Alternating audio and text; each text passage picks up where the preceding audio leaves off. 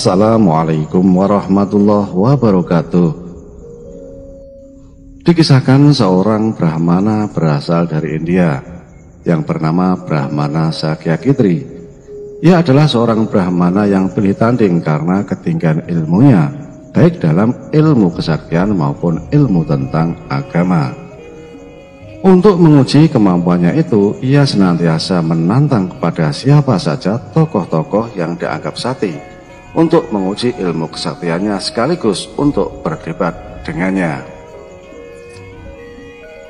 Mendengar bahwa di Jawa ada seorang wali bernama Sunan Bonang, ia pun berangkat ke Jawa dengan maksud ingin berdebat langsung dengan Sunan Bonang. Diikuti dengan beberapa muridnya, dia pun berlayar menuju ke Pulau Jawa. Tidak ketinggalan, dia menyiapkan bekal yang diperlukan, termasuk buku-buku yang hendak dipergunakannya untuk berdebat melawan Sunan Bonang. Sang Brahmana dan muridnya pun mulai mengayuh perahu yang ditumpanginya. Namun ketika kapal layar yang ditumpanginya sampai di perairan Tuban, mendadak air laut yang tadinya tenang tiba-tiba bergejolak ombak yang sangat besar. Dengan kesaktiannya, Brahmana Sakyakitri mencoba menggempur badai yang datang. 1-2 kali memang berhasil, namun karena besarnya terjangan ombak, akhirnya kapalnya pun pecah dan tenggelam ke dalam laut. Walaupun pada akhirnya ia dan para pengikutnya berhasil menyelamatkan diri, namun kitab-kitab yang dia bawa telah tenggelam ke dasar laut. Niat sang Brahmana pun untuk mengadu ilmu dengan Sunan Bonang tidak pernah surut. Ia dan murid-muridnya telah terdampar di tepi pantai yang tidak pernah dikenalnya. Sang Brahmana pun kesana kemari mencari seseorang untuk dimintai petunjuk jalan, namun tak terlihat seorang pun di pantai itu. Ketika hampir putus asa, tiba-tiba dari kejauhan ia melihat seorang lelaki berjubah putih sedang berjalan sembari membawa tongkat. Ia dan murid-muridnya segera berlari menghampiri dan menghentikan lelaki itu. Lelaki berjubah putih itu menghentikan langkah dan menancapkan tongkatnya ke pasir. "Kisana, kami datang dari India hendak mencari Sunan Bonang, seorang ulama besar yang berasal dari Tuban. Dapatkah Kisana memberitahu di manakah kami bisa bertemu dengan Sunan Bonang?" kata sang Brahmana. Lelaki berjubah putih itu pun menjawab, "Untuk apa Tuan mencari Sunan Bonang? Saya akan mengajak dia berdebat tentang masalah keagamaan dan tentang ilmu kesaktian," kata sang Brahmana. "Namun sayang, kitab-kitab yang saya bawa telah tenggelam ke dasar laut. Meski demikian, niat saya tidak pernah padam. Masih ada beberapa hal yang dapat saya ingat sebagai bahan perdebatan." Tanpa banyak bicara, lelaki berjubah putih itu mencabut tongkatnya yang menancap di pasir. Mendadak tersemburlah air dari lubang bekas tongkat itu menancap, membawa keluar semua kitab yang dibawa sang Brahmana. "Itukah kitab-kitab Tuan yang tenggelam ke dasar laut?" tanya lelaki tua. Sang Brahmana dan pengikutnya memeriksa kitab-kitab itu. Ternyata benar, semua itu adalah miliknya. Berdebarlah hati sang Brahmana sembari menduga-duga siapa sebenarnya lelaki berjubah putih itu. Murid-murid sang Brahmana yang sejak tadi sudah merasa kehausan langsung saja meminum air jernih yang memancar itu. Brahmana Sakyakitri memandangnya dengan rasa khawatir. Jangan-jangan muridnya akan segera mabuk karena meminum air tepi laut yang pastilah banyak mengandung garam. Brahmana Sakyakitri pun termenung. Bagaimana mungkin air laut di tepi pantai terasa segar? Ia pun mencicipinya sedikit. Memang benar segar rasanya. Rasa herannya makin menjadi-jadi.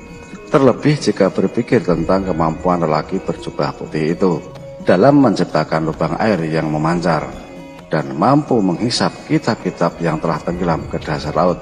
Pastilah orang berjubah putih itu bukan orang sembarangan. 1000 Brahmana di India pun tak mampu melakukan hal ini, pikir sang Brahmana Sakyakitri. Dengan rasa was-was, takut dan gentar, ia menatap orang berjubah putih itu. "Apakah nama daerah tempat saya terdampar ini, Tuan?" tanya sang Brahmana. "Tuan berada di Pantai Tuban," jawab lelaki tua itu. Serta-merta Brahmana dan para pengikutnya menjatuhkan diri berlutut di hadapan lelaki itu. Mereka sudah dapat menduga pastilah lelaki berjubah putih itu adalah Sunan Bonang sendiri. "Bangunlah Brahmana, untuk apa engkau berlutut kepadaku? Bukankah sudah kau ketahui dari kitab-kitab yang kau pelajari bahwa sangat terlarang bersujud kepada sesama makhluk? Sujud hanya pantas dipersembahkan kepada Allah yang Maha Agung," kata lelaki berjubah putih itu, yang tak lain memang Sunan Bonang adanya. "Ampunkan saya, Kanjeng Sunan, ampunilah saya yang buta ini, tidak bisa melihat tingginya gunung di depan mata, ampunkan saya," rintih sang Brahmana. "Loh, bukankah kau ingin berdebat denganku, juga mau mengadu kesaktian denganku?" jawab Sunan Bonang. "Maafkan saya, Tuan. Mana saya berani melawan Tuan?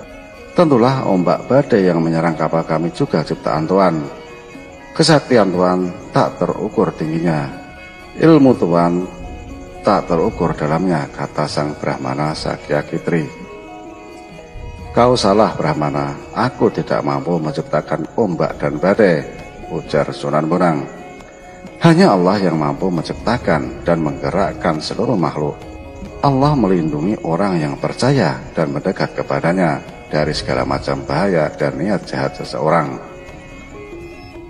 Sang Brahmana pun merasa malu, memang kedatangannya bermaksud jahat, ingin membunuh Sunan Bonang melalui adu kepandian dan kesaktian. Ternyata niatnya tak kesampaian. Apa yang telah dibacanya dalam kitab-kitab yang telah dipelajari terbukti.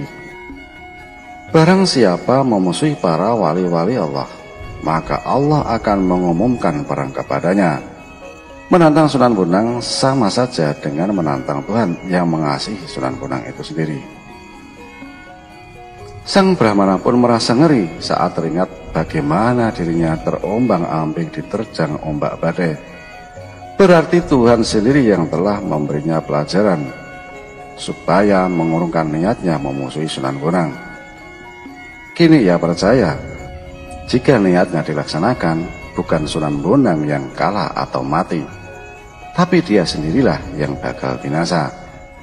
Maka sang Brahmana tidak jadi melaksanakan niatnya menantang Sunan Bonang untuk adu kesaktian dan mendebat masalah agama. "Sudilah Kanjeng Sunan menerima saya sebagai murid," kata sang Brahmana.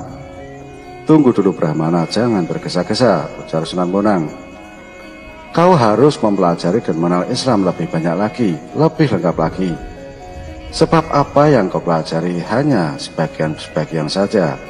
Jika kau sudah memahami Islam secara keseluruhan, maka kau boleh pilih tetap memeluk agama lama atau menerima Islam sebagai agamamu yang terakhir." Sekali lagi sang Brahmana merasa malu. Ternyata Sunan Bonang bersifat arif dan bijaksana, tidak memaksakan kehendak walau sudah berada di atas angin. Seandainya Sunan Bonang memperbolehkannya untuk berlutut, dia akan bersujud dan menyembah sepasang kakinya. "Bawalah semua kitab-kitabmu itu, mari isinya kita bahas bersama-sama," kata Sunan Bonang sembari melanjutkan langkahnya. Brahmana Sakyakitri dan murid-muridnya segera mengumpulkan kitab-kitab yang tercecer itu, lalu mengikuti langkah Sunan Bonang. Pada akhirnya dia dan murid-muridnya rela masuk Islam atas kesadarannya sendiri dan menjadi pengikut Sunan Bonang yang setia. Wallahu a'lam bishawab. Wassalamualaikum warahmatullahi wabarakatuh.